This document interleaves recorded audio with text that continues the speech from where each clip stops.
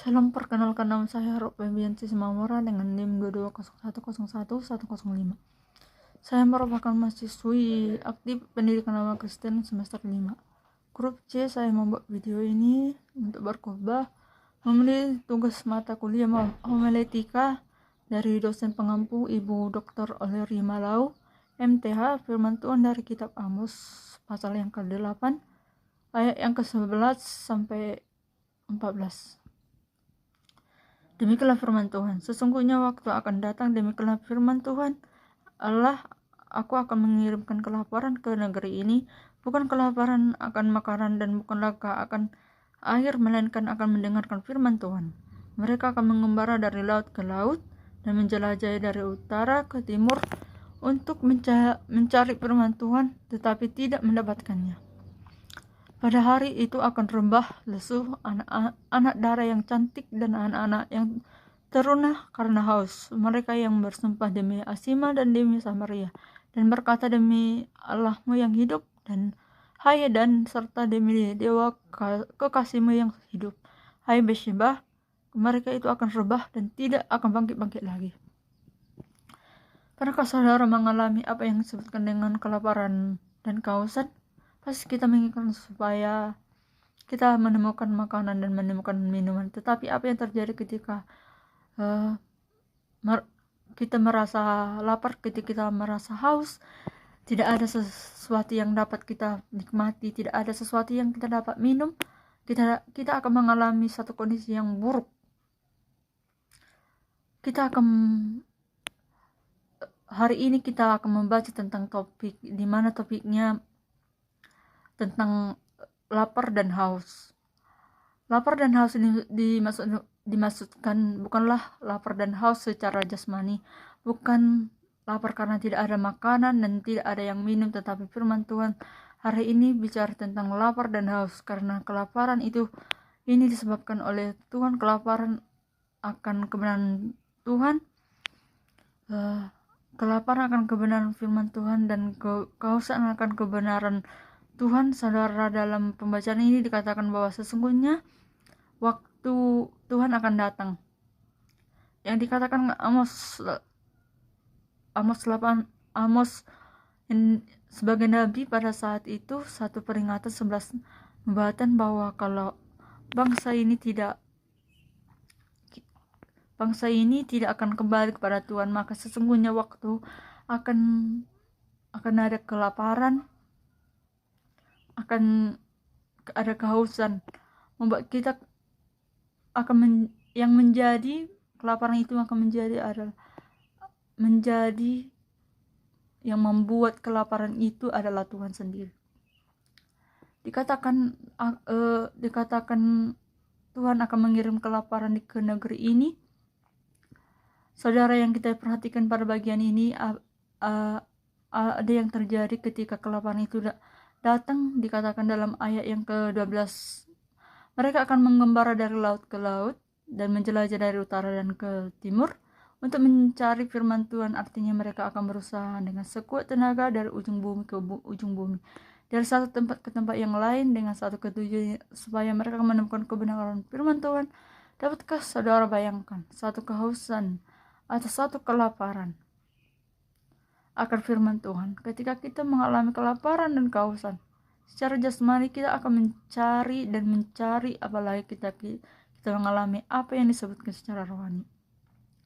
Kita melapar ketika firman Tuhan, kita membutuhkan Tuhan, tetapi tidak ada jawaban untuk itu, karena apa yang dikatakan dalam bagian firman Tuhan, ya mereka akan mengembara dari laut ke laut, menjelajah dari utara ke timur untuk mencari firman Tuhan, tetapi tidak dapat ditemukan.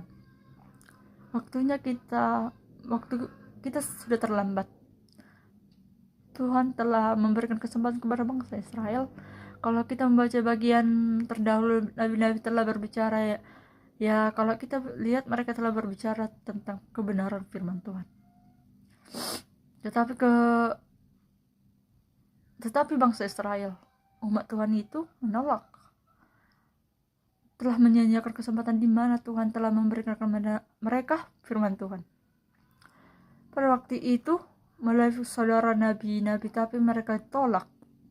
Nah, kalau kita memperhatikan dalam pembacaan ini, dikatakan tetapi tidak mendapatkannya, artinya di sini kita akhirnya bisa mengerti secara baik bahwa kelaparan ini adalah satu bentuk penghukuman Tuhan kepada umatnya.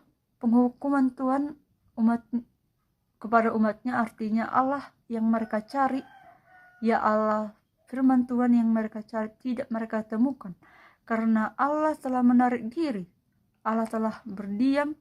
Dan ini salah satu bentuk penghukuman yang sangat mengerikan.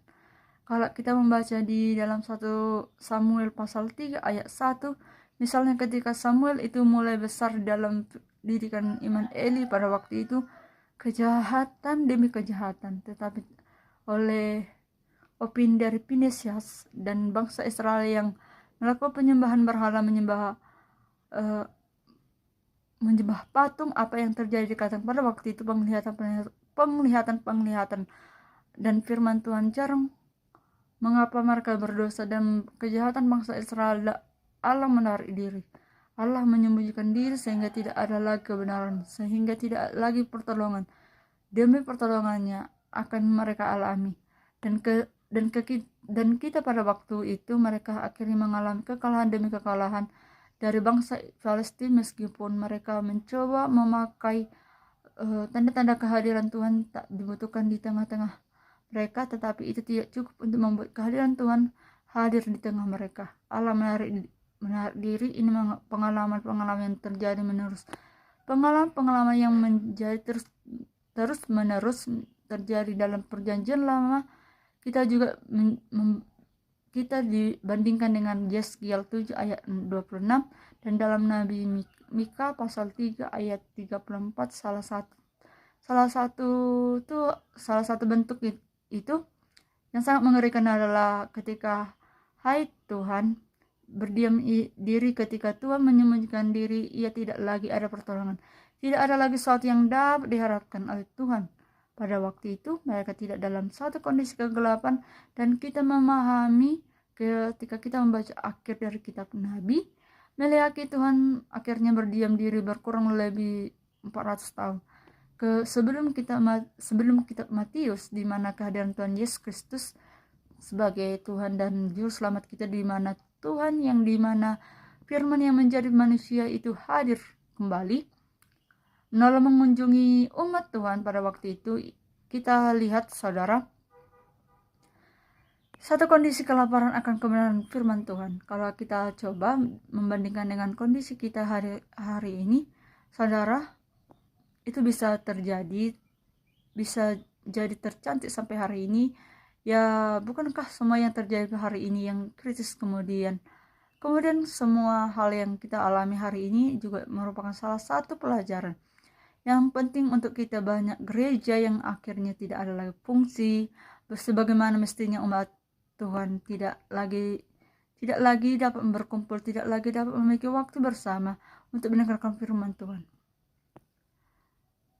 Yang perlu kita renungkan saudara yang terkasih nama Tuhan,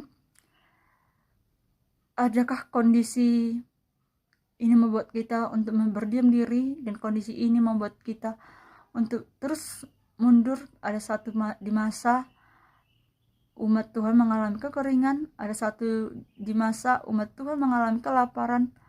Lengkap kita dibandingkan dengan kita hari ini, bukan karena ada Alkitab, bukan karena tidak ada ucapan syukur, bukan karena tidak ada fasilitas, tetapi hati kita tetap kering, hidup kita tetap kosong. Kita mengalami kelaparan dan kehausan, seperti seorang yang mengalami kebutaan secara rohani.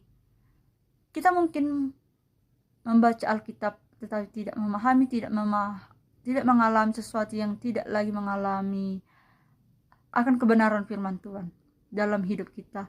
Sehingga apa yang menjadi saudara yang kita persoalkan, persoalan demi persoalan datang, ketika masalah demi masalah datang, kita tidak dapat mengatasi. Oleh karena itu, kita tidak memiliki kebenaran firman Tuhan. Kita tidak lagi dapat merasakan pertolongan Tuhan melalui firman-Nya. Itulah sesungguhnya yang kita alami atau yang dapat kita alami hari ini, kelaparan dan kehausan yang masuk bukanlah karena tidak ada firman Tuhan.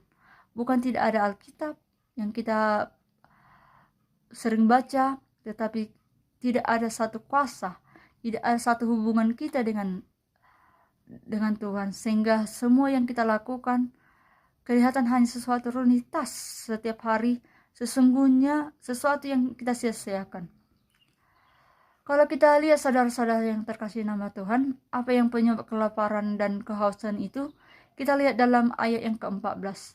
Ternyata inilah yang dilakukan oleh umat Tuhan pada waktu itu. Mereka telah menurunkan Tuhan dari tahtanya. Apa yang dimaksud? Mereka telah melakukan penyembahan berhala. Mereka telah mengandalkan Asima, dewi Samaria. Kemudian mereka telah menyembah dewa-dewa yang ada